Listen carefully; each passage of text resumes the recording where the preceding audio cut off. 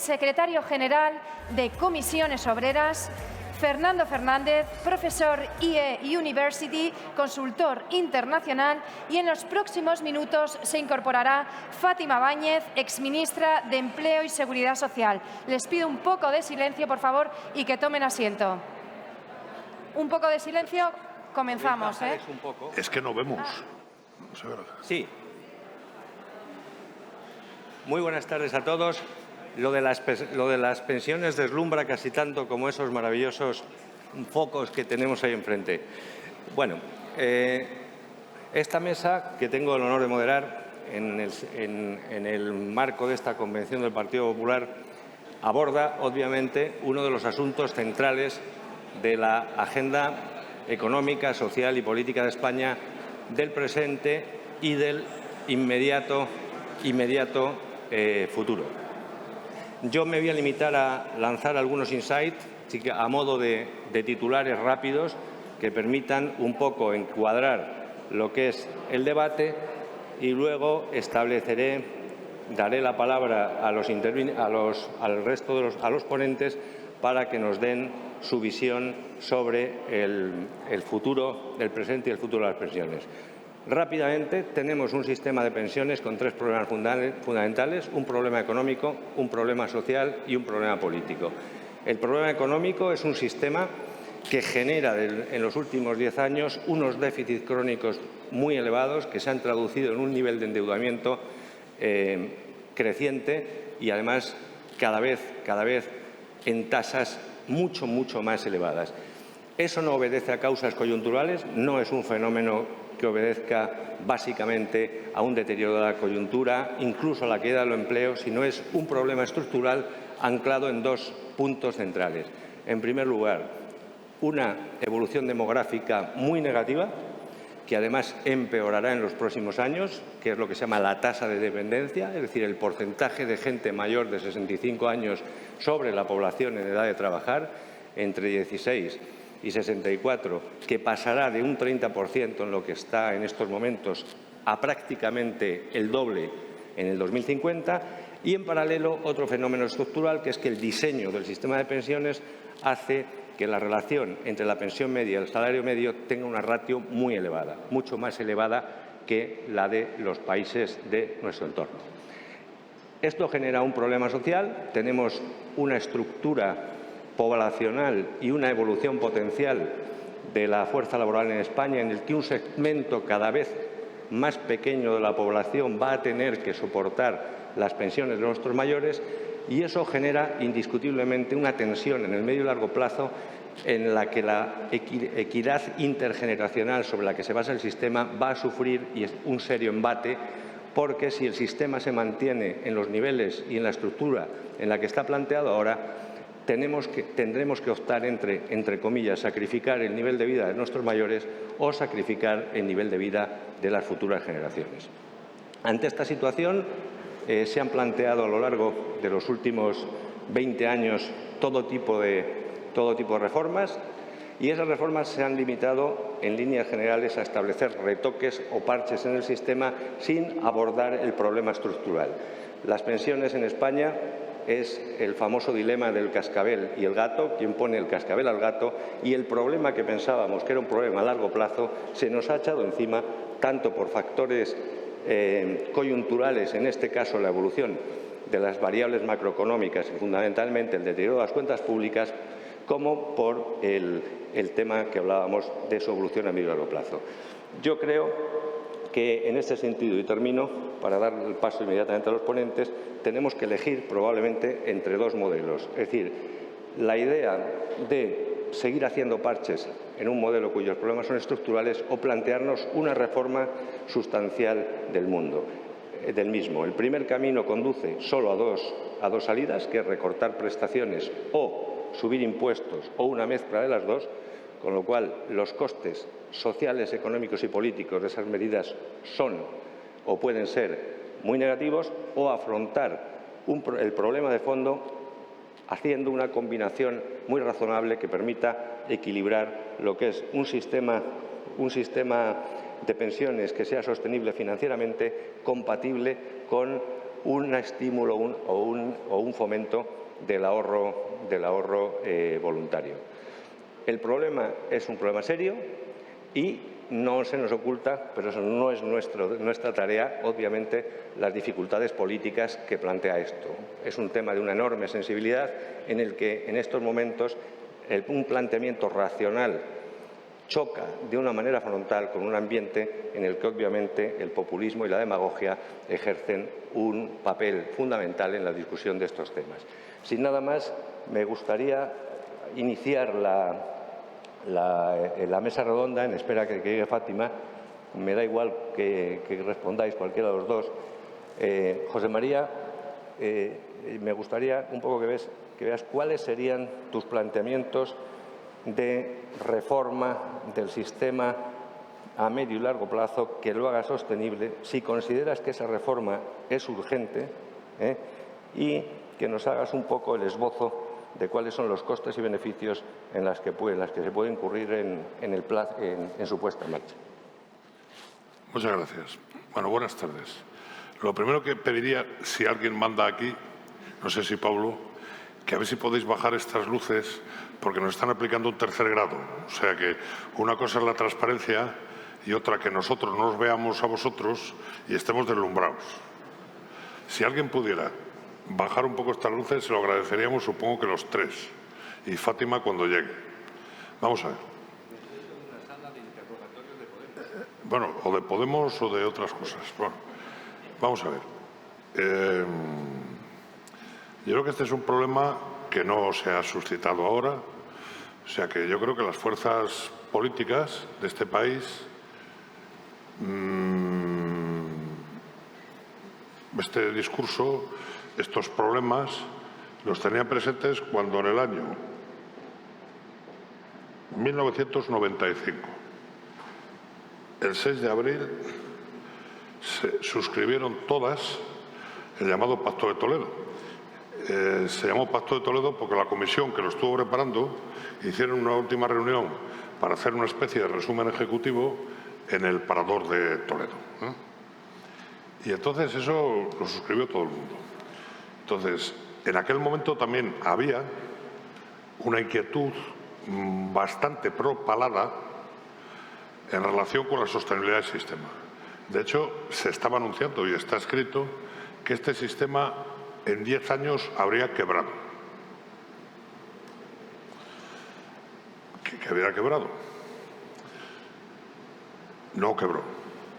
Yo quiero decir que ningún sistema público de pensiones, y hay varios modelos, ha quebrado nunca. Y sin embargo, ha habido transformaciones, desde mi punto de vista, erróneas de otros sistemas, de esos sistemas, y algunos no solo no quebraron, sino que dejaron en la ruina a un montón de gente. Me acuerdo perfectamente de que en aquellos años, en los dos partidos principales,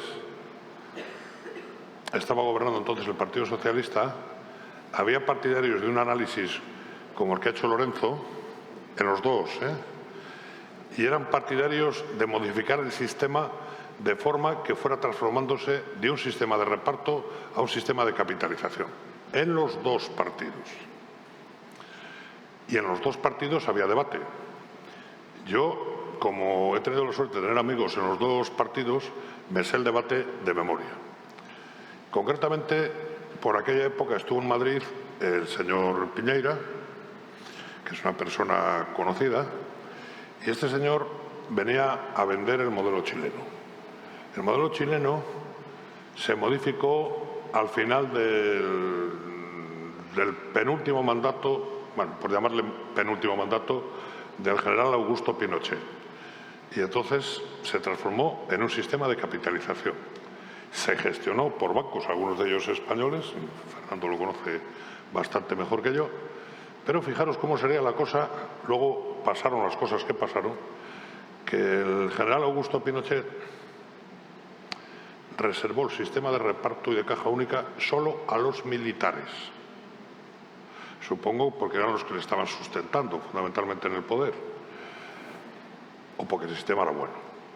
Mi conclusión de aquel debate era que un sistema no se transforma de un día a otro. O sea, es imposible pasar instantáneamente de un sistema de reparto y de caja única a un sistema de capitalización.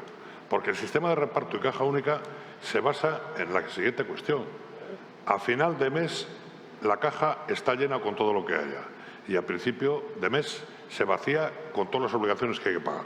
Con lo cual, digamos que es un sistema que no tiene remanentes. Alguien me preguntará, ¿y qué era el fondo de reserva? Bueno, pues el fondo de reserva, luego citaré algunas de las consideraciones del Pacto de Toledo, era que en los años en que hubiera bonanza, podía haber reservas que se guardaran para cuando no la hubiera. Y que mientras tanto se fuera reformando el sistema de manera paulatina, de forma que estos desafíos que ha explicado muy bien Lorenzo, que se conocían, se plantaran cara. Se sabía que iba a aumentar la longevidad de la población. En realidad eso es una buena cosa, pero tiene sus contrapartidas. Se iba a aumentar la longevidad de la población y, de hecho, ha aumentado muchísimo. Una consideración aquí. El sistema de pensiones en lo básico viene de 1902, de Eduardo Dato. Eduardo Dato, cuando hicieron el sistema de pensiones, pusieron la edad de jubilación a los 65 años. En el año 1902, a los 65 años no llegaba, desde luego, lo que se llama un trabajador, que la mayoría eran trabajadores manuales, o sea, llegaban a cobrar pensión, vamos, los supervivientes escasísimos. Y no se ha modificado, se sigue gravitando en torno a los 65 años. Mientras los otros parámetros iban variando. Entonces, el Pacto de Toledo hacía unas indicaciones que algunas eran muy genéricas y otras menos. Por ejemplo, planteaba abrir las tipas al sistema, crear una comisión donde estuvieran todos los partidos políticos e ir revisando cómo las reformas iban modificando el asunto cada 4 o 5 años. Eso es lo que se llama Comisión del Pacto de Toledo, que luego ha tenido varios vaivenes. Segundo, se pedía que, si era posible, las reformas se hicieran intentando legitimarlas socialmente con la participación de los agentes económicos y sociales.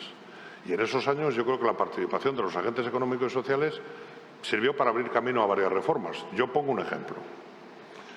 Mi sindicato y la Unión General de Trabajadores había hecho una huelga cuando un ministro socialista, Joaquín Almunia Amán, que se creía también estas cosas, pasó de 2 a 8 años el incremento de los años donde se toma la media para calcular la base reguladora.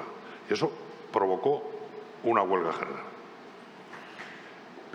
Los mismos que estuvimos en esa huelga general firmamos seguir aumentando hasta toda la vida laboral los años para calcular la base reguladora, progresivamente. El cálculo que hacíamos era, en este sistema que tenemos ahora, los últimos años, que son los que elegía la gente, son aquellos en los cuales se suponía que cotizaban por tarifas más altas. En el futuro, en absoluto, y acertamos. En este momento, los últimos años para mucha gente no existen, porque se les ha expulsado de las empresas.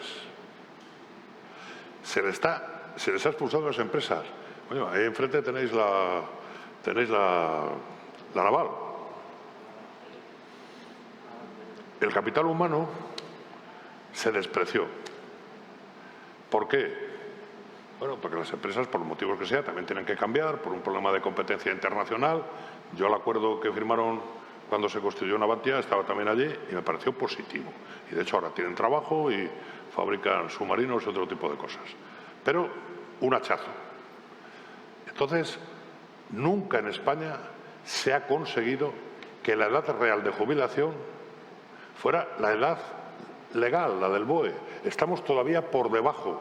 Y en el Pacto de Toledo se decía que había que sobrepasar ese gap y seguir avanzando hacia el futuro. Por ejemplo, ahora está muy de moda el debate que han abierto las palabras del ministro Escrivá, que no es precisamente una persona que no sepa del negocio, sabe bastante. Pero claro, aquí quiero hacer un inciso porque, Pablo, vosotros, cuando gobernéis, vais a tener muchos cantos de sirena, pero para gobernar tendréis que ganar unas elecciones. Y ganar unas elecciones significa hacer un mensaje que la gente entienda que con vuestro gobierno ellos se van a favorecer. Y se van a favorecer de alguna manera. La gente no es tonta, ¿eh? La gente sabe que no se atan perros con longaniza, ¿eh? Que la gente no es tonta. Otra cosa es que no sepa expresarse, pero la gente lo que sabe es que, por ejemplo, la opción de dejar de revalorizar las pensiones al IPC, yo sé que a la gente no le ha gustado. Y es que la gente que me ha llamado no son precisamente del lado contrario al vuestro. Como sabía que venía aquí, me dijeron, tú dilo. Oye, que se desindexen entonces todas las cosas. Que se desindexen los sueldos de los responsables o los consejeros de administración de las empresas. Que se desindexe todo. Todos los sistemas europeos tienen un sistema de indexación de las pensiones. Algunos pueden ser más favorables y otros menos. Hay países donde se indexan en relación con el crecimiento de la economía global. Otros se indexan en relación con el crecimiento de los salarios de ese año negociados en convenios colectivos. Entonces, hay que calcular cuál es el mejor. Y luego hay un argumento que yo creo que es... A mí no me gusta el buenismo, ¿eh? O sea que yo he tenido que pelear con mucho buenista. Pero, ¿quién debe condenar a una persona que tenga la pensión media española, que no es muy alta? ¿Eh? Yo tengo la máxima, que tampoco es muy alta, porque las máximas están topadas porque nunca hemos conseguido que se destopen las bases de cotización de los de arriba, ¿vale? Que se lo pregunten a la patronal. Sería lógico que se destopara, porque el sistema español es muy generoso. Pero a nosotros nos gustaría que una persona con una pensión de 900 euros, con los crecimientos de inflación que son previsibles en nuestro país, aparte de crisis y de COVID y tal, en 4 años perdiera el 40% del poder de compra. ¿Eso cómo lo explicamos? ¿Cómo lo explicamos? ¿Cómo lo explicamos? Cuando lo que está ocurriendo, y vosotros lo sabéis, es que en este país hay gente que no es que tenga poder de compra. Es que no necesita tener poder de compra. Entonces creo que con estas cosas tenéis que tener cuidado.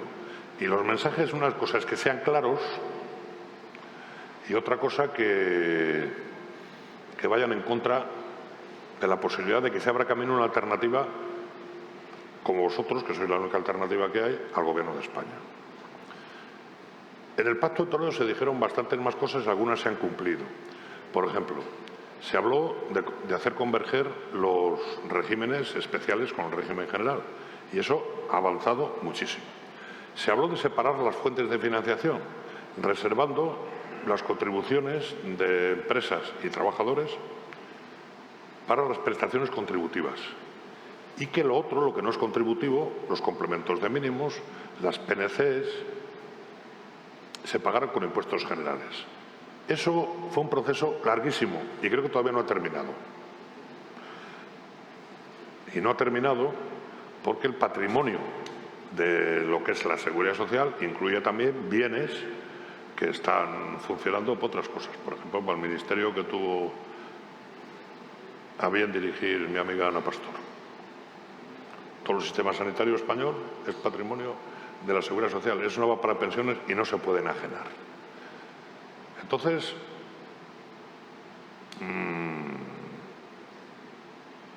¿qué reformas haría yo? Pues yo seguiría las recomendaciones del Pacto de Toledo, lo digo con toda claridad. Y sobre todo haría una, que es explicarle a la gente la lógica del sistema. La lógica del sistema la entiende la gente que la quiere entender, ¿eh? Pero yo eso lo he experimentado, porque yo me acuerdo los primeros acuerdos que firmamos de pensiones, teníamos que hacer, yo tengo apuntados, en un año, el año que firmamos el primer acuerdo, 300 y pico asambleas, donde en cada una había 10 veces más que en esta reunión de hoy, donde la gente te increpaba Y al final, me acuerdo, el Consejo Confederal, que lo votó por unanimidad. ¿Por qué? Porque se había explicado con coherencia. Segundo, las reformas no pueden ser nunca bruscas. O sea, no se pueden coger las pensiones de mañana y decir que esas de mañana las cambiamos. No, hay que cambiar para dentro de 10 años. Y dentro de 10 años habrá que ir explicando a la gente por qué se cambian. Y es mentira que se haya explicado. Aquí hay reformas de las pensiones que, como consideraban que era una mala noticia decirle a los pensionistas, esto lo he visto yo, que ese año, curiosamente, como la inflación era baja, nada más iban a revalorizarlas en no sé qué, se callaban. Cuando se inventó el factor de sostenibilidad, ahora voy terminando, no se explicó el factor de sostenibilidad. Y digo que no se explicó por una cosa, por cobardía de los que tenían que haberlo explicado. Porque en ese sentido todo el mundo se escurre, ¿no? Se ha echado la culpa a veces hasta Bruselas. Entonces yo sigo siendo partidario del Pacto de Toledo. El Pacto de Toledo era muy inteligente.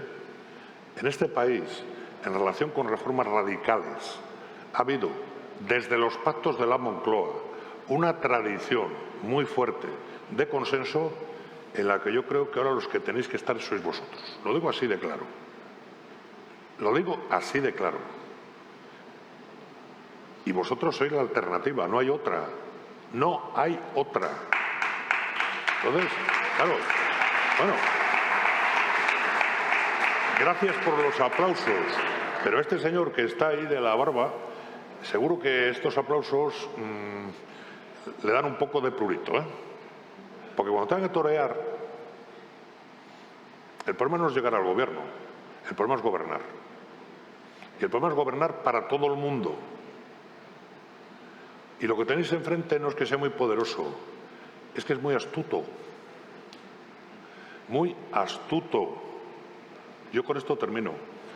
Que siga Fernando y luego si hay tiempo seguimos hablando. Y muchas gracias. No aplaudáis, no aplaudáis.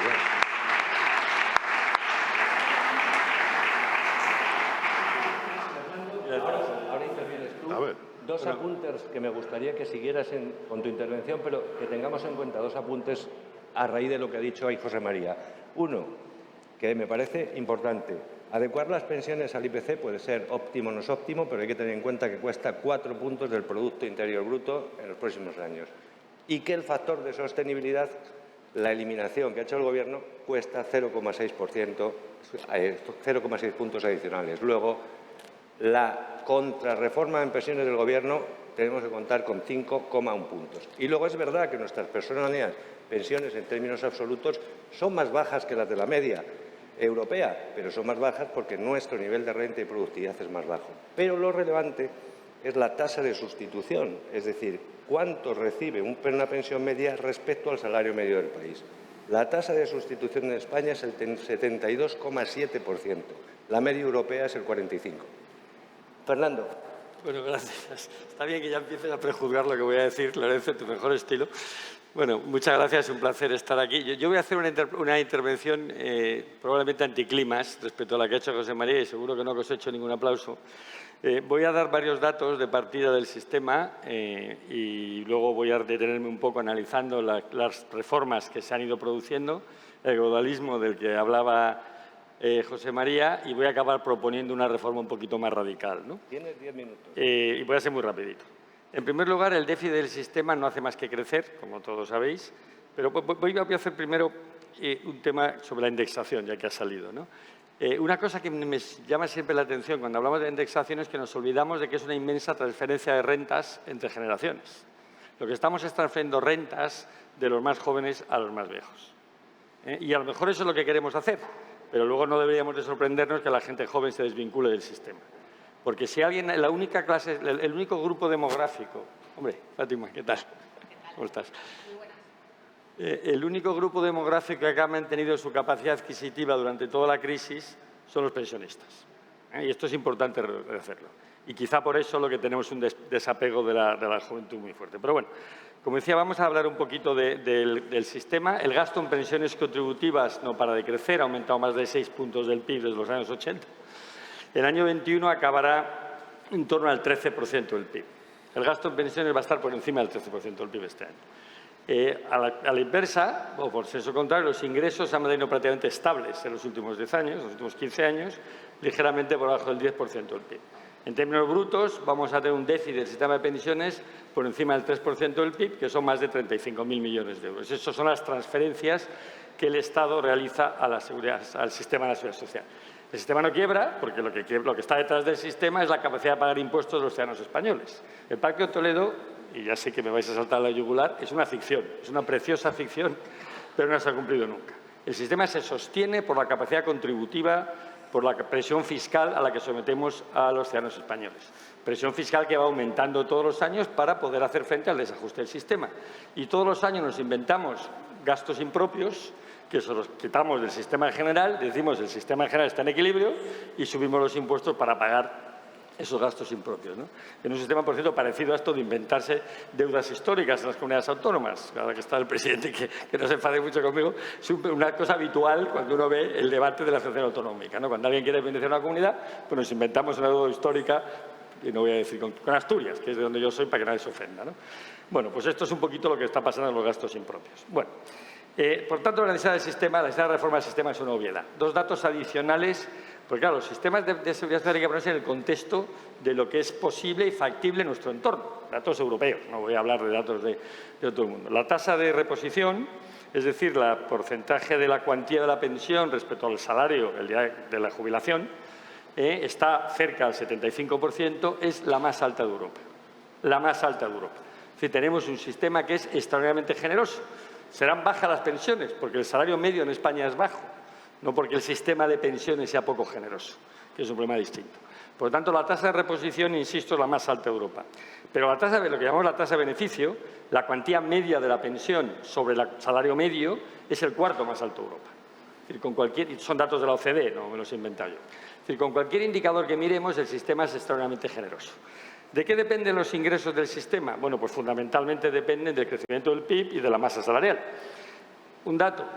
Desgraciadamente, este déficit del sistema solo puede empeorar, y solo puede empeorar por tres razones fundamentales. Una, la demografía, obviamente, pero hay dos factores adicionales que yo creo que estamos reflexionando poco y una reforma del sistema de seguridad social a futuro tenemos que tener en cuenta. Uno es la desasalarización. La nueva economía, la digitalización de la economía, hace que el porcentaje de asalariados sobre el total de empleados en un país no crezca, y más bien, independientemente del crecimiento económico. O sea, para el mismo crecimiento económico, el mismo nivel de crecimiento del PIB, el número de empleados asalariados no crece al mismo ritmo. ¿Por qué? Porque estamos en una sociedad, y con esto lo dijeron, crecientemente autónomos.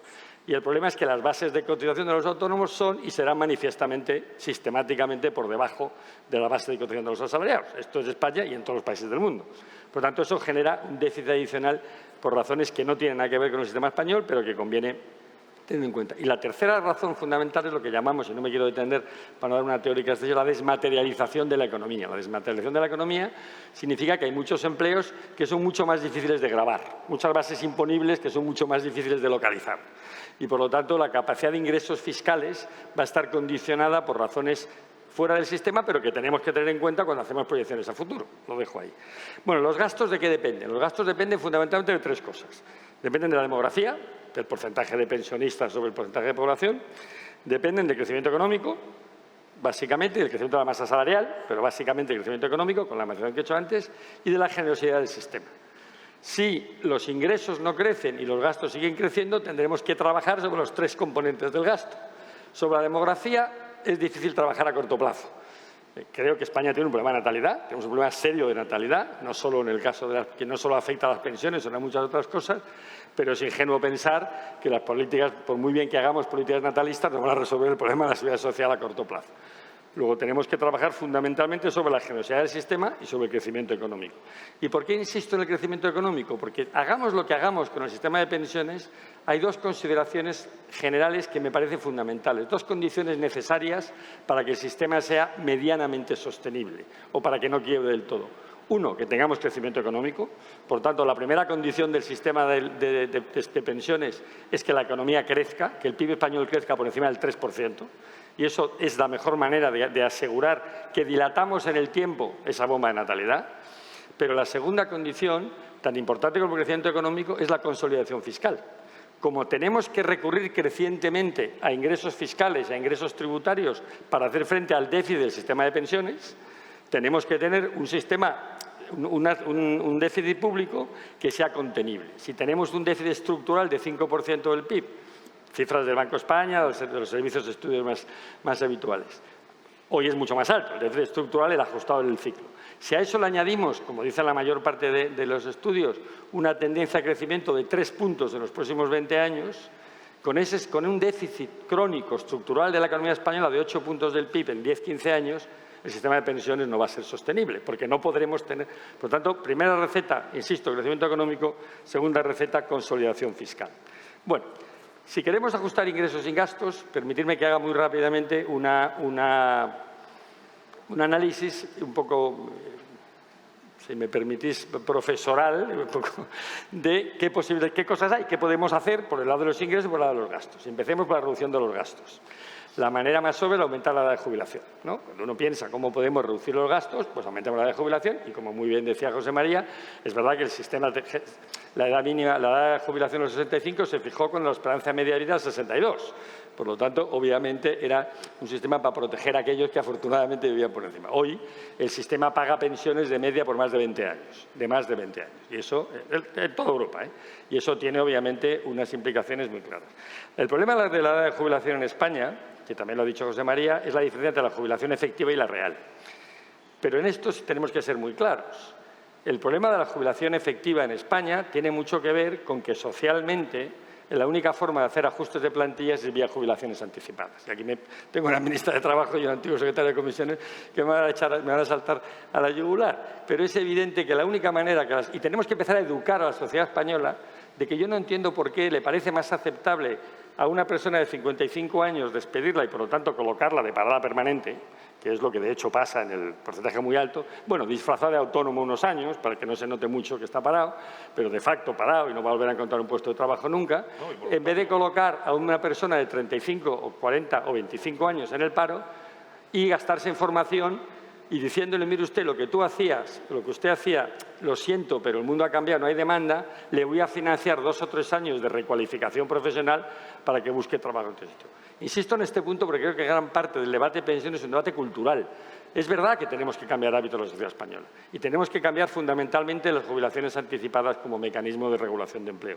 Pero también tenemos que empezar a pensar que si queremos que la gente trabaje más años, habrá que destopar las pensiones máximas. Habrá que generar no palos, sino zanahorias. No se trata de castigar a aquel que se jubila anticipadamente, como parece que se propone estos días, sino incentivar a que la gente alargue su vida laboral. ¿Cómo? Permitiéndole que tenga una pensión significativamente más alta y no haciendo los trucos en el solitario.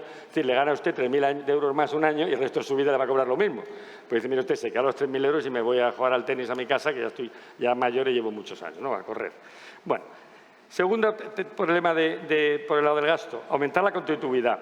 La contributividad del sistema implica reducir las pensiones máximas y mínimas, básicamente. Tercero, reducir la generosidad del sistema.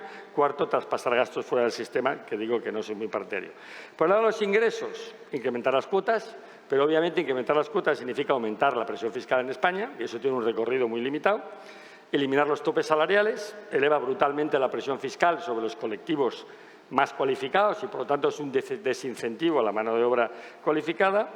Reducir bonificaciones y exenciones del sistema, pero eso tiene impacto sobre la política laboral, porque, claro, al final, gran parte de la política activa laboral consiste en, lo estamos viendo todos los días, subvenciones, exenciones a las cuotas de la seguridad social para incentivar la colocación de esos colectivos. Y, por lo tanto, tenemos que ser muy cuidadosos con este juego de reduzco exenciones para mejorar, en principio, el equilibrio financiero de la seguridad social, pero a medio plazo me cargo la tasa de empleo y, por lo tanto, mato la llena de los huevos de oro.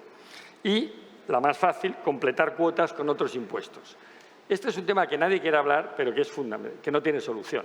O sea, yo siempre digo que en España tenemos que hacernos mirar una cosa. No solo tenemos un sistema fiscal muy generoso, un sistema de pensiones, de seguridad social muy generoso, sino que tenemos financiado de la peor manera posible. Lo tenemos financiado con un impuesto al empleo. Las cotizaciones a la seguridad social son un impuesto al empleo y son el segundo impuesto al empleo más alto de Europa después de Francia. Hay países que tienen un sistema tan generoso, más como el nuestro, que lo financian de otra forma. Bueno, y acabo. Por lo tanto, yo creo que el recorrido por el lado de la del gradualismo en las reformas, sinceramente creo que tiene poco recorrido y políticamente es muy explosivo. Y creo que tenemos que empezar a educar a la población y movernos hacia un sistema de seguridad social en 3 pilares. Un pilar público de reparto, obligatorio, que garantiza una pensión mínima de jubilación, una pensión mínima digna, y podemos discutir el tema. Un pilar obligatorio, pero de capitalización, que la gente que atienda a lo que llamamos técnicamente la miopía laboral, el hecho de que la gente tarda en ahorrar y, por lo tanto, obligarles a ahorrar muy pronto. Tenía un par de ejercicios actuariales que no voy a contar. Si uno ahorra 50 euros o 25 euros todos los meses desde que tiene 20 años, ¿qué impacto tiene eso en la pensión? Es brutal. Aquí empezamos a ahorrar en la pensión justo cuando a punto de despedirnos, a los 50, antes de que nos coloquen en un ERE a los 55. ¿No? Y, por lo tanto, el segundo, un pilar obligatorio, pero de capitalización privada, y un último pilar complementario, que se trataría de desgravar fiscalmente el ahorro complementario. Se trata de que la población ahorre más. La única manera de garantizar una vida laboral que se acaba en el torno a los 65 o 67 y una vida que afortunadamente se acaba en el entorno de los 90-95, es que la gente ahorre más tiempo para hacer frente a ese periodo. Y, por lo tanto, yo creo que el debate fundamental tendría que ir sobre el lado de cómo aumentamos la capacidad de ahorro de la población española. Insisto, y acabo con esto, con 2 consideraciones fundamentales. No hay política de seguridad social más eficiente que la política de crecimiento económico y no hay política más eficiente que la de consolidación fiscal, para hacer espacio, para hacer frente al incremento del gasto poblacional. Gracias. Muchas gracias, Fernando.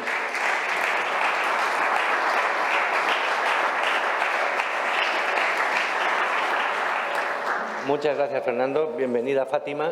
Como ves, estamos en plena faena de análisis de la situación de las pensiones y de los escenarios futuros, y nos encantaría que nos dieses un poco tu visión de situación y potenciales posibilidades de reforma, ¿no?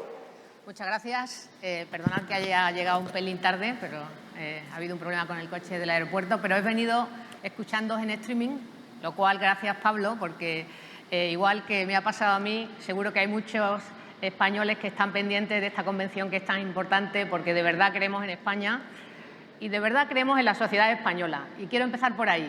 Y coincido con mi amigo Fidalgo en algo que ha dicho muy importante. En una España donde cada día son más necesarios los grandes consensos para construir el presente y el futuro de nuestro país con cierta estabilidad, hay un consenso que es fundamental desde el año 95. Y aquí está Ana Pastor y lo conoce bien, que es el Pacto de Toledo, el Pacto Social de la Democracia, que sí tiene mucha importancia, porque al menos, incluso en la última revisión que le ha tocado al Grupo Parlamentario Popular en el Congreso, hemos coincidido en algo, en el modelo de pensiones que queremos, que ya es algo bueno para empezar, y en los grandes principios del sistema de pensiones. Tenemos un sistema de pensiones, como se ha dicho bien, contributivo y de reparto, que para que todo el mundo nos entienda, según contribuyes al sistema, al final de tu vida laboral te queda un determinado tipo de pensión. Pero también es solidario, de tal manera que aquellas personas que han tenido una carrera de jubilación más corta por cualquier circunstancia y no han conseguido alcanzar la pensión mínima, pues con los famosos complementos a mínimo hay una pensión de solidaridad en España. Por tanto, es un sistema que en el marco de la OCDE ha sido valorado positivamente por muchos países del mundo y en las instituciones internacionales. Y luego hablaré algo de alguna experiencia que tuvimos en el año 2013. Y luego se fundamenta en algo que es básico en un sistema de reparto, ese pacto intergeneracional, porque efectivamente las pensiones de hoy las pagan los que están trabajando y merecen tener también la esperanza de tener una pensión mañana. Y sobre el sistema de reparto habéis hablado de alguna u otra manera, desde nuestro moderador, gran economista, y también Fernando, de las 2 variables básicas, que son la sostenibilidad y la suficiencia. Porque el sistema, para que de verdad se respete ese pacto intergeneracional, tiene que ser sostenible en el tiempo. Por tanto, empecemos la casa por los cimientos, primero sostenibilidad y, por supuesto, mejores pensiones con el avance de la sociedad española. ¿Y cómo pagamos este sistema de pensiones que nos hemos dado todos? Pues decía antes muy bien Fernando, de la única manera que lo podemos hacer Y desde aquí, con la transparencia que siempre se ha hecho en esta casa, hay 3 palancas de la sostenibilidad del sistema: crecimiento económico, empleo de calidad y reformas permanentes, porque la sociedad española cambia. Ni es la misma cuando se puso en marcha un sistema de pensiones en España y probablemente dentro de 15 años sea también muy diferente. Y gracias a todos los avances tecnológicos, a los avances científicos, también es verdad que vivimos mejor y vivimos más años. Por tanto, ese es el gran desafío del sistema. Pero empezaré por el principio: crecimiento económico y empleo, la base del modelo de pensiones que tenemos. Y hay que decirle a la gente con naturalidad que los gobiernos que favorecen el crecimiento económico y el empleo fortalecen el sistema de pensiones, y los que no lo hacen lo ponen en riesgo. Yo voy a dar un dato que a veces no es muy conocido, pero las cuentas claras: 9 de cada 10 euros que pagamos en pensiones cada año, y hablaré del año 2019 para evitar el año 2020 por el COVID, se pagan con empleo, con las cotizaciones a la Seguridad Social. Por tanto, cuanto tengamos mejor crecimiento económico que favorezca más y mejores empleos en España, fortaleceremos nuestro modelo de pensiones. Voy a contar una anécdota, querida alcaldesa. Cuando nosotros llegamos al Gobierno en el año 11, por cada nueva pensión que entraba en el sistema se perdían 3 empleos. Cuando nos fuimos en el año 2018, por cada pensión nueva que entraba en el sistema se creaban 6 empleos. Esa es la diferencia. Y en el año 2019 también se creaban 5 empleos por cada nueva pensión. Es decir, más empleo siempre es la fortaleza del sistema y, por supuesto, más crecimiento económico. Ahora bien, hay que hacer reformas permanentemente, las llamadas reformas paramétricas. Y algunos, cuando hemos gobernado antes y en la época del presidente Aznar, las hemos hecho con valentía, intentando también llegar a un gran acuerdo social. Y en esto hay que ser responsables, evidentemente. Pero fijaos, cuando nos tocó a nosotros gobernar con el presidente Rajoy en el año 11, nos encontramos que había recomendaciones de la Comisión Europea que ponían en duda la sostenibilidad del sistema de pensiones, que desaparecieron desde que hicimos las reformas del 13 en ese Gobierno del que formamos parte Ana y yo. Y no han vuelto a ponernos recomendaciones la Comisión Europea, qué casualidad, hasta el año 2019. Por tanto, crecimiento económico, empleo de calidad, más empleo, es el presente y el futuro de las pensiones. Y fijaos, en el mejor momento de la historia económica de nuestro país, antes de la crisis de 2008, la tasa de ocupación en España nunca superó el 68%, cuando la media en Europa está por encima del 75%, en este caso el 78%, y Alemania alcanza casi el 80%. Hoy no llegamos al 60%, pero son las circunstancias de la pandemia. Pero yo aspiro, igual que Pablo, a un país donde todo el que quiera trabajar pueda hacerlo, donde tengamos niveles de ocupación cercanos a la media europea del 78%, donde ampliemos las bases de cotizaciones a través de empleos de calidad. Y esa es la mejor manera de fortalecer el sistema de pensiones. Fijaos, en Europa se habla mucho de la política económica y se habla menos de la política social. Yo quiero contaros algo. En el año 2017, los gobiernos europeos y también el Gobierno de España firmaron el Pilar Social Europeo, que es la Europa social para la próxima década, de aquí a 2030. Y el presidente del Gobierno hoy, en mayo de este año, ha firmado en una cumbre en Lisboa el plan de acción sobre ese pilar social europeo. ¿Sabéis cuáles son los 3 objetivos? El primero, que la Europa social es, primero, que el 78% de los europeos entre 18 y 64 años estén trabajando. 78%. Segundo, que el 60% de los europeos tengan formación todos los años, porque necesitamos incrementar la productividad para tener una economía que de verdad se adapte a los cambios que hay sobre la mesa, los desafíos de la digitalización, de la transformación verde, de la cohesión y de la igualdad de oportunidades. Y tercero, que evidentemente hagamos políticas de cohesión, de políticas sociales para no dejar a ningún europeo atrás.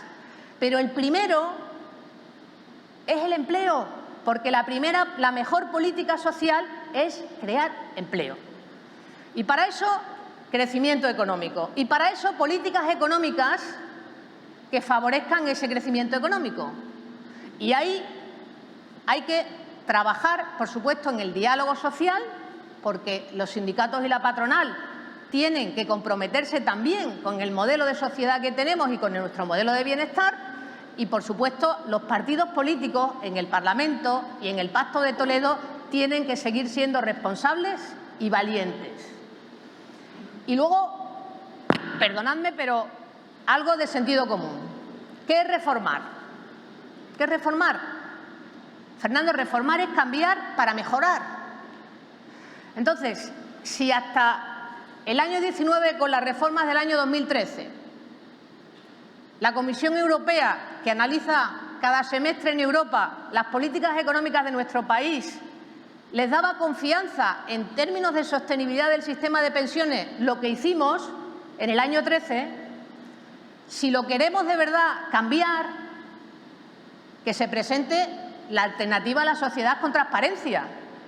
Pero tiene que ser que tenga los mismos efectos sobre el sistema de pensiones, que den confianza, por supuesto, a los españoles para su presente y para su futuro, y también a los europeos. Y creo que es pedir poco, es pedir responsabilidad y sentido común. Por tanto, no conocemos el conjunto de las reformas que se han planteado sobre el modelo de pensiones. Se habla mucho de derogación y poco de actualización y de reformas para mejorar.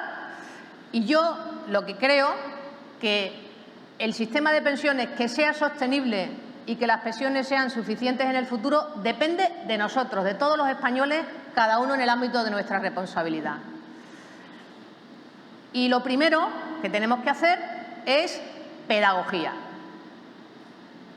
Porque el modelo de pensiones español no es de capitalización, no lo es contributivo. Y además es, como dice Fernando, generoso respecto al último salario que tenemos a lo largo de nuestra vida en función de lo que pasa en los países de la OCDE. Tenemos una tasa de reposición del 83%, la media de la OCDE está en el 63%, Alemania está en el 52%. ¿Que queremos de verdad seguir con ese modelo de pensiones? Es una decisión de toda la sociedad a través de los grupos parlamentarios en el Congreso y en el Senado. Pues tenemos que ser consecuentes con esas decisiones. Pero empecemos la casa por los cimientos, porque algunos están destruyendo la casa y no sabemos qué casa quieren a corto plazo. Y los cimientos son la sostenibilidad. Y ahí coincido con mis tres compañeros. Crecimiento económico, empleo de calidad y reformas en línea con lo que avanza y cambia la sociedad española. Ese es el presente y ese es el futuro de las pensiones. Y tenemos que verlo creyendo lo que hemos hecho hasta ahora y creyendo en lo que somos capaces de hacer. Porque decía muy bien antes Fidalgo, en el 95, cuando se firmó, al Partido Popular le decían que por qué firmaba eso, que no tenía recorrido y no llegaría, ¿verdad, Iñaki?, a 3 años de vida. Y estamos aquí y creo que hemos avanzado mucho, pero lo único que tenemos que saber hacer es estar a la altura de nuestra responsabilidad en cualquier momento, pero siempre pensando en esas 3 grandes palancas de sostenibilidad y de suficiencia: crecimiento económico, empleo de calidad y reformas responsables.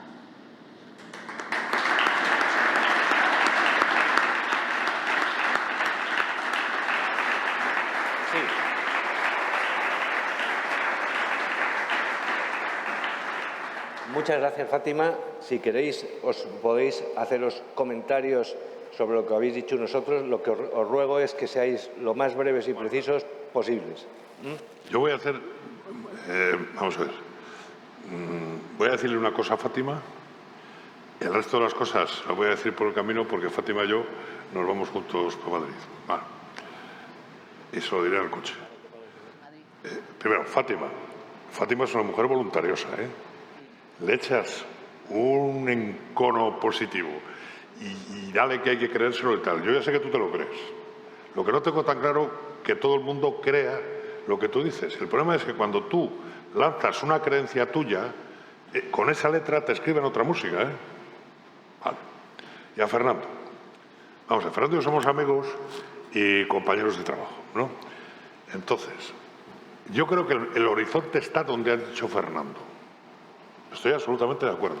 Y ese horizonte lo puedes leer en el Pacto de Toledo cuando habla de los sistemas complementarios.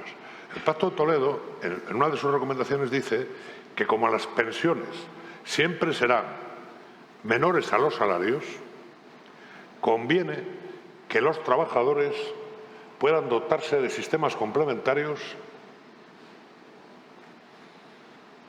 para componer un sistema mixto. ¿Qué problema han tenido hasta ahora los sistemas complementarios?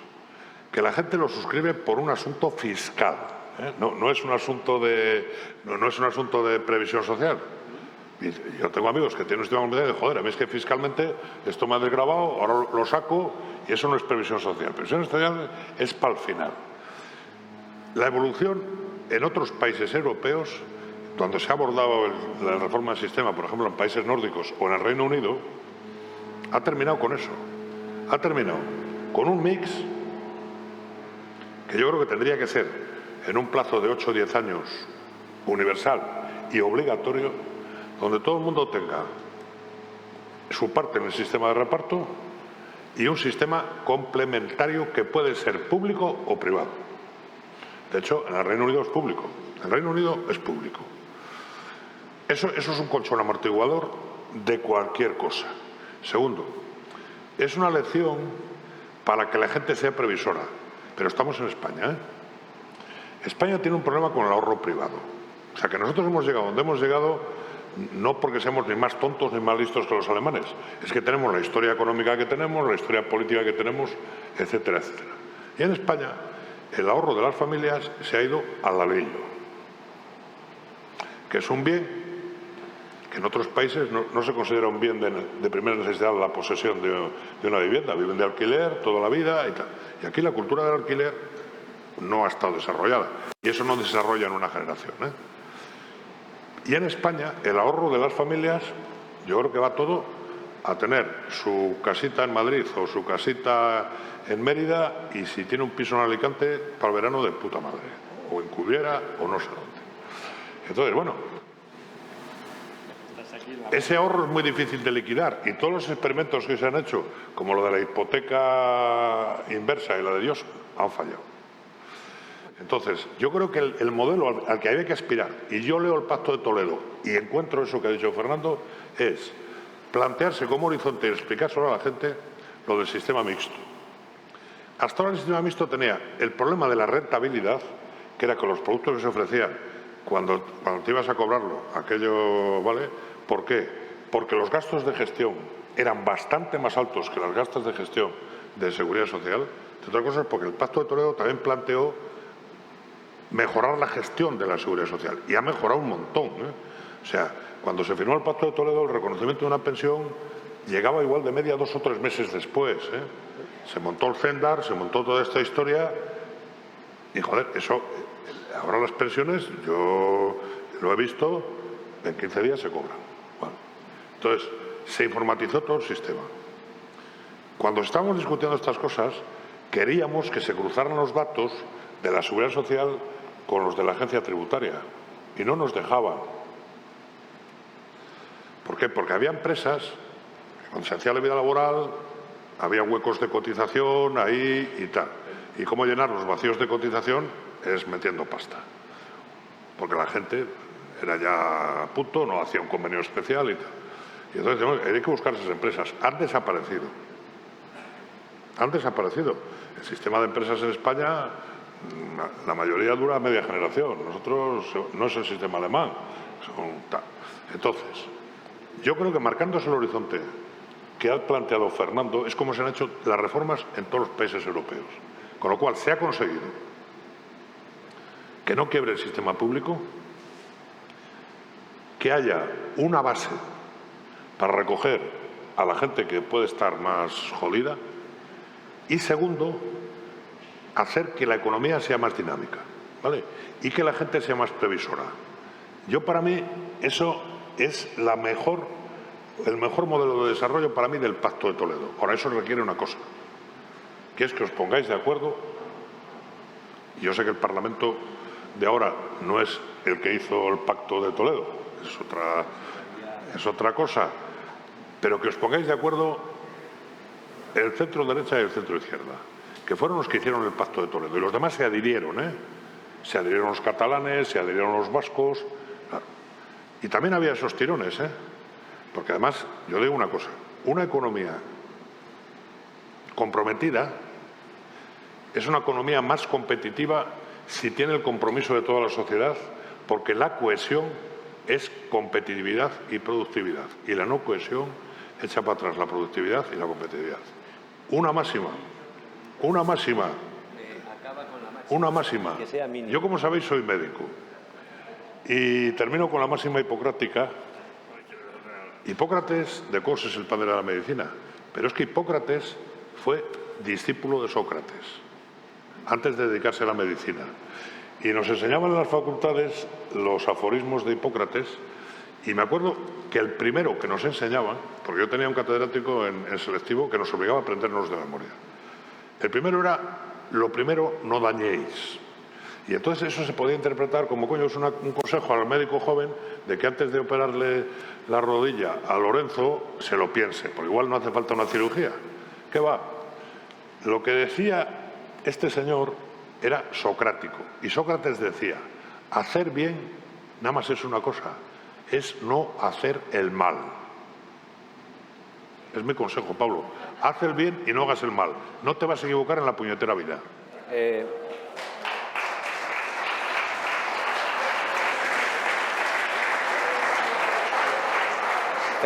Fernando. Voy a intentar no hacer demasiado mal. Voy a ser muy breve, y voy a empezar con 3 palabras que yo creo que estamos todos de acuerdo y que hemos repetido de una u otra forma, ¿no? Primero, es importante hacer pedagogía. En el tema de las pensiones es muy importante hacer pedagogía, porque en el fondo se trata, insisto, de aumentar la capacidad de ahorro forzosa o voluntaria del ciudadano español, es lo que da sostenibilidad. Segundo, todos hemos resaltado la idea de que la garantía de sostenibilidad del sistema viene por el lado del crecimiento y la creación de empleo, y esto es fundamental recordarlo, y por lo tanto se enmarca en las políticas económicas generales que crean eso. Tercera idea, específicamente del Partido Popular: si algo debemos estar orgullosos de ser creíbles, de ser serios. En el tema de las pensiones tenemos que ser serios y tenemos que decir a la gente lo que la gente sabe. Las reformas graduales, las reformas paramétricas están muy bien, pero son insuficientes. La demografía y la economía está funcionando, evolucionando de una forma que hace que cada vez el déficit del sistema sea creciente. Y por eso me voy a quedar con una cosa que has dicho también, y acabo con esto, con la idea del acuerdo que yo creo que está emergiendo aquí. Tenemos que seguir trabajando, reformando gradualmente el sistema, aumentando gradualmente los ingresos y reduciendo los gastos, y esas son las reformas paramétricas de las que tú hablabas, Fátima, en las que estamos todos de acuerdo. Y hay que decirle a la gente que esto puede resultar en que ese pacto intergeneracional a lo mejor tiene que reequilibrarse. Insisto en este punto, que me parece muy importante. En España, el 80% de las prestaciones sociales están vinculadas a la edad. El sistema español es una inmensa transferencia de renta, y lo digo yo que tengo 65 años, de los jóvenes a los viejos. Y luego los jóvenes se cabrean, vamos a decirlo claramente, y se desvinculan del sistema. Entonces, tenemos que empezar a reequilibrar ese sistema. Y la forma de reequilibrarlo es introduciendo, además, otro tipo de reformas no paramétricas y que van por el lado del sistema complementario. Yo he propuesto, y es un tema que tenemos que trabajar despacio, este sistema en 3 etapas. Un sistema de reparto público obligatorio, que es la base del sistema y que es efectivamente el modelo europeo del que debemos y tenemos que estar orgullosos y que además hay que trabajar para que sea sostenible e importante, Creo que hay que completarlo, como se ha hecho en todos los países europeos que han tenido un cierto éxito en esto, con un sistema complementario obligatorio, y no tengo ningún inconveniente en que en competencia público y privado, y por lo tanto que puede tener proveedores privados de pensiones complementarias y proveedores públicos, me parece perfecto, y que compitan en el que sea más. Pero es un sistema voluntario. Obligatorio como la vacuna de la COVID. Sí, pero obligatorio, pero de capitalización individual. Y luego hay una tercera idea que me parece fundamental y que no está en el debate, y que no quiero contar alguna anécdota desagradable, pero cuando pues la voy a contar. Cuando tuve la suerte de participar en el informe Lagares, famoso, en el anterior de la reforma fiscal, el gran problema que tuvimos con los ministerios de la época, y no voy a poner a ser más explícito, fue cuando quisimos proponer dos temas. Uno, fomentar la desgravación fiscal al ahorro a largo plazo, que no necesariamente fondos de pensiones, ojo, hay miles de maneras que no impliquen una bancarización del ahorro, no estábamos tratando de hacer ahorro, estamos incentivando que la gente ahorre más y que no descubra muy tarde que va a pasarlo mal en la vejez, que ahorre más el que pueda, ya lo sé que el que pueda, pero bueno, si conseguimos que haya una parte importante de la población que ahorre más y tenga una mejor esperanza de vida, una mejor calidad de vida, mejor, ¿no? Y este fue uno de los grandes. Y el otro problema que tuvimos es con algunas políticas de empleo que significaba atraer talento al país y que implica en algunos casos crear figuras fiscales, que son comprometidas, que son a veces muy criticadas, pero que yo siempre digo que es conseguir una base fiscal que se va a ir a otro sitio. Y España, y esto acabo, tiene la gran ventaja de que es un sitio donde la gente quiere vivir y quiere trabajar. Si hay un país que puede beneficiarse de la deslocalización del empleo y de la desmaterialización de la economía, es este país. Y en concreto es esta zona, es el Mediterráneo. En Asturias, desgraciadamente, ya nos gustaría, pero el clima no ayuda a traer talento humano y capital, ¿no? Y esta parte sí.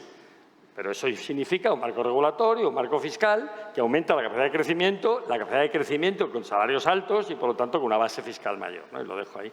Pero bueno, me voy contento porque hemos llegado a un acuerdo de que hace falta avanzar en paralelo en mejorar el sistema y empezar a complementar el sistema con un sistema de capitalización individual. Y no estaba preparado. Pero Lorenzo, una aclaración. Espera, sí, yo iba a hacer un apunte rapidísimo y te paso la palabra. Es decir, y yo creo que es básico en el planteamiento que hacéis denunciar de una manera clara y rotunda que las medidas que está introduciendo el Gobierno en el ámbito de las pensiones contribuyen a acelerar y agravar su insostenibilidad financiera. En un país con un déficit estructural del 5%, incrementar el gasto estructural, como lo están haciendo, conduce a un escenario insostenible y eso me parece básico denunciarlo. Fátima. A ver, una primera aclaración. El sistema de pensiones en España tiene tres pilares.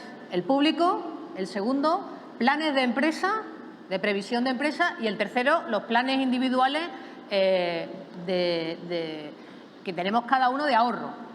Pero el segundo y el tercero no han tenido mucho éxito en nuestro país. En el País Vasco se ha tenido éxito los planes de empresa, se favorece en los entornos de grandes empresas en nuestro país y en eso creo que tiene que hacer un esfuerzo, y lo he dicho hace muchos años, la negociación colectiva, y es voluntario. Se plantea aquí que sea o no obligatorio. Yo, de momento, lo tenemos y es voluntario. En segundo lugar, pero hay mucho camino por avanzar y en eso mi amigo Fidalgo y yo hemos coincidido a lo largo de los años, porque ahí también es una parte de cómo retenemos el talento en las empresas con esa política social, porque es muy importante. Y luego está, y estoy de acuerdo con Fernando, los planes individuales, que se debe de fomentar las políticas de ahorro en España. Y es verdad que otras figuras han emergido, como la compra de vivienda, pero solo tenemos 2,5 millones de planes individuales de ahorro. Por tanto, y en la última etapa, pues ni siquiera las deducciones en el impuesto sobre la renta favorecen esa política de ahorro. Y es buena para los ciudadanos y es buena para el país. Eso por empezar por ahí. En segundo lugar, sí. Los planes de empleo. Sí. Estoy de acuerdo contigo, los planes de empleo con una matización, que España es un país de pymes. Claro. Por el recorrido que pueda tener, pero el recorrido que los planes de empleo pueden tener en nuestro país nunca va a ser el que pueden tener en Alemania o en Inglaterra, porque la estructura productiva del país es radicalmente diferente. Pero ¿por qué no confías en la negociación colectiva sectorial? ¿Qué es lo que habría que hacer? En la negociación colectiva sectorial es donde tenían que poner ahí, es lo que tenían, o sea, tenemos que modernizar también, y esto es un buen planteamiento para la negociación colectiva. En segundo lugar, yo soy optimista porque la experiencia que he tenido modestamente en el ámbito público me ha hecho ver la vida siempre y la botella medio llena. Cuando nosotros llegamos en el año 2011, por supuesto estaban congeladas las pensiones, por supuesto estaba ya el sistema en déficit y, por supuesto, al borde del rescate el Reino de España, al que todos queremos, y cuando íbamos a Europa nos decían ¿en qué se traduce en términos sociales el rescate? En bajar las pensiones hasta un 40% como en Grecia, un 10% como en Portugal o un 15% como en Irlanda. Oye, y aquí hubo un gobierno y el presidente Rajoy que decidió que no había rescate para España y el sistema de pensiones y las pensiones no bajaron nunca en nuestro país. Es más, subieron todos los años lo que se pudo. Por tanto, hay que ver también que aquí no estamos predestinados a nada. Todo depende de nuestro esfuerzo y de nuestra toma de decisiones. Estoy de acuerdo en una cosa, que cada vez nos queda menos tiempo para la llegada del baby boom.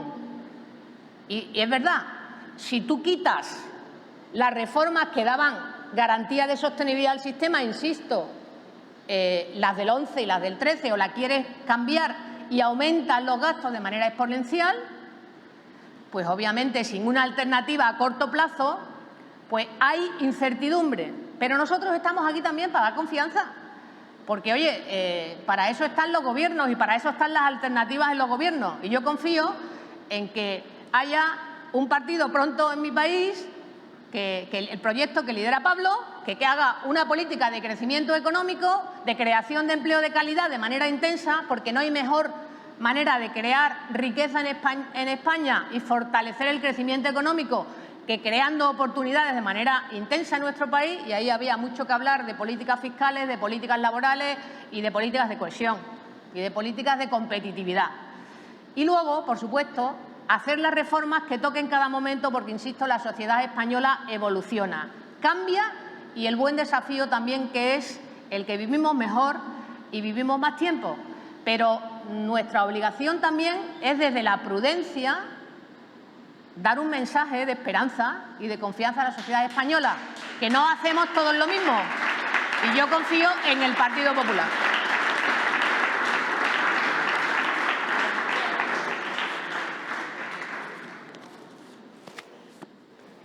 ¿Has terminado?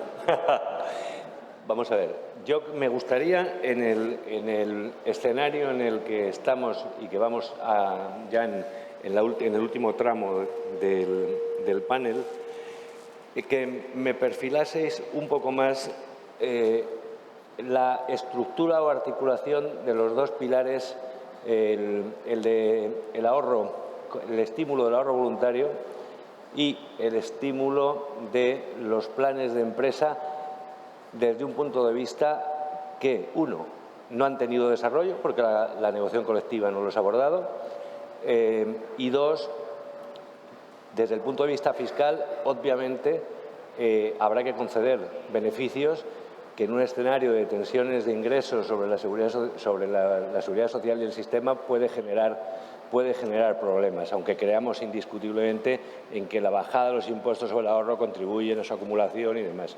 Me gustaría que un poco ese punto me lo tocaseis. Fernando, ¿empiezas? ¿Sobre la negociación colectiva? No, sobre el tema de... Sí, pero ¿qué puede hacer? Yo estoy hablando de qué pueden hacer sobre sí, incentivar lo que estás planteando. Rapidísimo. Y además lo ha dicho Fátima, la negociación colectiva. Reconozco una cosa, este es un país de pymes y, o sea, no es una patología. O sea, tener un país de pymes no es tener una patología. Como no es tener una patología, ser más o menos musculado o ser más o menos piloso. Pero al musculado le cuesta menos correr 100 metros y aquí nos cuesta bastante. Y eso que has dicho de las pymes tiene bastante que ver con lo de los planes firmados en la negociación colectiva. No es lo mismo el material metalúrgico de no sé qué, que ahí además hay disciplina sindical y disciplina patronal y si lo firman lo hacen. Segunda cosa, la negociación colectiva, ¿qué tiene que hacer? Una cosa que tiene que hacer la negociación colectiva es impedir que los trabajadores se vayan del mercado de trabajo antes de lo que les corresponde. ¿Eso qué es? La jubilación es un derecho individual. Entonces, mi derecho individual no lo puedo ni siquiera someter al convenio colectivo de mis representantes sindicales. ¿Me entendéis? O sea, mis representantes sindicales en un ERE no pueden firmar que yo me voy de la empresa. Eso es importante, ¿eh? Es importante porque aquí se ha ido mucha gente de las empresas y no precisamente de las que estaban cascadas ni de las de la economía pequeña con 42 años, ¿eh? Con 42 años. Entonces, claro, con 42 años la vida de la persona es más breve su vida de cotizante que su vida de pasivo. Y luego, una cosa que se ha dicho y que yo creo que hay que metérsela en la cabeza es la quiebra intergeneracional. Esto es muy importante. Mi generación, vamos a ver, la franja nuestra, tuya y mía, y de Fernando, la de Fátima no, porque esta chica es más joven, es la generación que más ascensor social ha tenido en toda la historia de España. La siguiente ya un poco menos, y la de ahora va para abajo. O sea, ahora un chico y una chica les espera lo suyo, ¿eh? Unos salarios bastante indignos, a pesar de que tienen una formación con no sé cuántos títulos, no sé cuántos másters y tal, y oye, si se ponen a echar cañas, les pagan el salario mínimo, ¿vale? Entonces, eso está creando una quiebra generacional tremenda. Hace que los jóvenes no quieren oír hablar del sistema de pensiones. Si tú les dices ahora a los jóvenes, oye, poner los 20 euros al mes que dice Fernando, oh, si yo no voy a tener pensión, te lo dicen todos. Yo, los hijos de mis amigos no van a tener pensión ninguno. Te lo dicen, pero ¿cómo discutir esas bobadas si yo no voy a tener pensión? Pero ¿cómo se puede consentir que una generación no crea que va a tener protección social, que no va a tener Estado que le ampare? Eso es terrible. Eso es terrible porque socava la acción política vuestra. Es que se creen que estáis aquí para mangarla. Lo digo así de claro. Esa quiebra generacional es terrible. Mirad, en Asturias, la tierra de Fernando, y allí tenemos amigos comunes, durante mucho tiempo la renta media del pasivo ha sido más que la renta media del activo, por el régimen general de la minería del carbón. Estos señores se iban para casa con 300.000 pelas y a tomar vinos por Oviedo y por Gijón. Y sus hijos, que estudiaban en la universidad, se quedaban en casa porque no tenían dónde ir. Y entonces, eso es terrible. O sea, la quiebra de la cohesión social en un sitio que donde la renta media del pasivo sea más alta que la renta media del activo, cuidado. Y por último, ahora que se llevan los nacionalismos periféricos y toda esta morralla, el sistema de protección social y de caja única es cohesión social. O sea, los catalanes serán muy listos, saben que no pueden ser independientes ni lo van a ser nunca, ¿no? Están de toca tal, pero, y si llevan algo, pues llevan algo y tal, pero no es posible que sean tan tontos que crean que van a ser independientes. Pero además, a un cuñado mío, que es catalán, a este le convenció otro amigo mío de que se hizo independentista de viejo y tal. Y entonces este le decía, que no vas a cobrar pensión. Claro, el tío echaba las cuentas y le salía que era verdad. Entonces, ha sido un sistema donde, joder, en Cataluña ha ido a trabajar gente de toda España para que allí sean las pensiones más altas que en Extremadura o que en el pueblo de donde estaba tu padre de médico. ¿Por qué? Porque estos emigraban a Bilbao. Y entonces, claro, eso ha sido un sistema de cohesión tremendo. Como eso se rompa, no se puede permitir romper la caja única de la seguridad social y ya tiene grietas, ¿eh? Déjame que rápidamente para entrar un poco al tema. Me alegro, en los múltiples desvaríos que José María suele hacer habitualmente, al final ha convergido en algo interesante, ¿no? Que es lo de la caja única de la seguridad social. Ha introducido un punto nuevo, ¿no?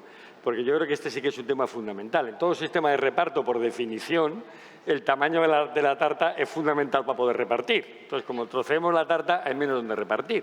A mí me parece espectacularmente... bueno, no voy a ponerle calificativo porque en fin, me pasaría. O sea, no tiene ningún sentido común, lo dejo ahí. O sea, no tiene ningún sentido común romper un sistema de reparto y trocearlo. Y lo que tiene mucho menos sentido es la parte genial del sistema, o sea, los ingresos lo repartimos entre todos, pero ya el gasto me lo llevo yo por mi cuenta, ¿no? Claro, Manejar la pasta, manejarla. Bueno, ya esto lo dejo para no seguir. Me voy a centrar en dos cosas. O sea, un poco en lo que decía tú y en lo que decía Lorenzo, que me pregunta, y en la parte de las reformas paramétricas importantes. Yo creo que tenemos que pensar en serio políticas activas de aumentar la edad de jubilación y, sobre todo, acercar la edad de jubilación a la edad efectiva, o sea, la edad efectiva a la edad legal. Y este es un tema que hay que darle muchas vueltas. No es simple, no es sencillo, no es automático, pero creo que, evidentemente, si queremos hacer el sistema de reparto sostenible a medio plazo, esto lo tenemos que hacer. No me gusta la idea esta de impedir los ajustes prioritarios, porque lo que va a significar entonces es que vamos a quebrar la empresa. O sea, no nos engañemos. O sea, tenemos que montar un sistema alternativo que yo creo, y lo he querido decir, que va por el lado contrario, va por el agilizar, activar las políticas activas que consigan que gente de los 30 años despedida o 35 les reformemos y gastemos en su calificación para que puedan encontrar empleo, ¿no? Y esto me parece muy importante, ese punto, porque creo que de todas las alternativas de las reformas paramétricas del sistema está ahí. Por supuesto, hay que volver a introducir el factor de sostenibilidad, o sea, no tiene ningún sentido su derogación, es una cosa que, no, vamos, en fin, lo dejo ahí. Y el truco este del almendruco, de que lo que hago es que cuadro el sistema cuando pagándome los demás los gastos, pues tiene el recorrido que tiene, ¿no? Y deberíamos de denunciarlo claramente, ¿no? O sea, esto es como cuando en una comunidad de vecinos le decimos al señor, mire, como este no paga, yo no pago la cuota, pero no se preocupe que esto está muy equilibrado porque ya me va a pagar el alquiler el vecino de al lado, ¿no? Pero esto no tiene mucho... Bueno, y voy a lo que tú me planteabas. ¿Cómo aumentamos el pilar complementario, ¿no? Que yo insisto que tiene que ser obligatorio. Primer punto, tiene que ser obligatorio. Porque es verdad que la gente no se plantea ahorrar para la vejez hasta que es demasiado tarde. O sea, la aritmética, la matemática financiera tiene esta desgracia, que tú haces el tipo de interés compuesto y es muy compuesto. Entonces, como tarde mucho en empezar a ahorrar, no te da tiempo, ¿no? Entonces, ¿cómo conseguimos que la gente empiece a ahorrar antes? Obligatorio. ¿Cómo conseguimos que el chaval que tú decías antes se preocupe de que ahorre 20 euros? No, mire usted, le estamos detallando ya 20 euros y le estamos garantizando el futuro. Entonces, yo creo que tiene que ser un sistema obligatorio, tiene que ser un sistema de gestión individual y capitalización, donde puedan competir proveedores públicos y privados. Yo, sinceramente, no creo en los fondos públicos de pensiones en un país de pymes. Creo que la mejor política de pymes es ayudarles a crecer, es favorecer el crecimiento empresarial y vía fusiones, adquisiciones, etcétera. Que además, no nos engañemos, las empresas pequeñas pagan peor, invierten menos, innovan por definición, porque no tienen capacidad financiera. Entonces, cuanto antes consigamos que crezca la empresa, mejor, y eso nos va a permitir más recorrido a los planes de empleo también, pero yo creo más en cómo le damos una vuelta a los sistemas privados de ahorro. Creo que España tiene muy mala prensa porque han estado vinculados excesivamente al sistema financiero y a una forma concreta de ahorro. Creo que el problema es decir, usted tiene que depositar los ahorros en un fondo de pensiones. Creo que hay maneras de que el ahorro se deposite como usted quiera, pero le estoy incentivando a que ahorre y haga usted lo que le dé la gana con el ahorro. Pero lo que quiero es que el saldo neto del año T sea mayor que el año T-1 y esa diferencia tiene un tratamiento fiscal favorable. No me quiero poner muy pesado a estas horas de la tarde, pero creo que hay maneras de hacerlo, pero sobre todo lo que quiero es que tenga una voluntad política de, y vuelvo a las dos palabras fundamentales, pedagogía, educación y seriedad. O sea, el tema de las pensiones no podemos seguir fingiendo que el sistema se autocorrige. Fátima, ¿querías comentar algo? Sobre el ahorro, sí quería decir algo. Yo que creo en la libertad de las personas, creo que los planes de pensiones de empresa y los planes de pensiones privados deben ser voluntarios, eso sí, con políticas incentivadoras para que se hagan en España. Pero yo creo en la libertad y cada uno ahorra en mi país como quiere. En segundo lugar, pero son pilares que están ahí, hay consenso en el Pacto de Toledo y que lo único que tenemos es que impulsarlos, incentivarlos, ¿no? Y no políticas hacia atrás de bajada de la cantidad de recursos de deducción que se puede hacer una familia o una persona en la renta, ¿no? Por tanto, yo creo que hay que dar pasos hacia adelante y seguir avanzando. Y luego, me ha parecido muy bien lo que estaba comentando también Fidalgo, ¿no? Y de alguna manera también nos ha preguntado Lorenzo. Se trata de que la edad real de jubilación se acerque lo más posible y coincida con la edad legal. Hoy en España son los 66 años, después de la reforma del 11, y estamos en el entorno de los 65, con lo cual tenemos recorrido. Pero nosotros también en eso hicimos algo que a veces no se recuerda, por primera vez en nuestro país, que era completamente incompatible cobrar una pensión y seguir trabajando. Y nosotros eso lo cambiamos y pusimos en marcha la compatibilidad de empleo y pensión de manera voluntaria, al 50% para los que trabajan por cuenta ajena y al 100% en el caso de los autónomos que son autónomos empleadores y tienen a su cargo una persona. Por tanto, hay camino para seguir llevándolo al 100% en todos los casos y que de esa manera se incentive que la gente que quiere voluntariamente seguir contribuyendo a su país con lo que sabe, con su experiencia, con su riqueza profesional, lo pueda hacer. Y, por supuesto, yo también creo que hay fórmulas en la negociación colectiva. De hecho, parte de la negociación de los agentes sociales en el paquete primero de reformas iba por ahí también. No impidamos que la gente permanezca trabajando en las empresas y busquemos incentivos y bonificaciones para que la empresa también pueda hacer de manera natural y con competitividad la transición del empleo en las organizaciones y en las compañías. Y por terminar, el sistema de reparto necesita de la caja única porque es su propia esencia. Y la caja única es lo que da también confianza, digamos que es la piedra filosofal de la confianza entre generaciones, entre los que trabajan, independientemente de dónde lo hagan en nuestro país, y de los que van a cobrar pensión en un futuro, independientemente de dónde lo hagan en nuestro país. Porque para eso también la vida uno la va eligiendo y el lugar donde nace y donde termina trabajando y jubilándose también puede cambiar a lo largo de su vida. Por tanto, que tampoco nos digan la mitad de la verdad. Y yo aquí también quiero que se hagan las cosas con rigor y transparencia y responsabilidad. La gestión y la transferencia de la gestión del modelo de pensiones es parte de la ruptura de la caja única. Y no lo dice ni el Partido Popular ni lo dice Fátima Báñez. Lo dicen los letrados de la Seguridad Social que lo han denunciado hace poca fecha.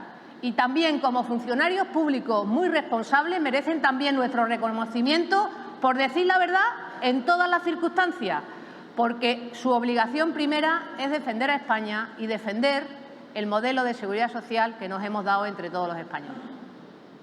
Muy bien. Pues oye, con una disciplina prácticamente germánica hemos cumplido el horario a la perfección, incluso estando tú, José María, que es un escenario complicado. Bueno, agradecer a los ponentes su colaboración y participación en esta mesa y a todos vosotros por vuestra presencia. Muchas gracias, señores.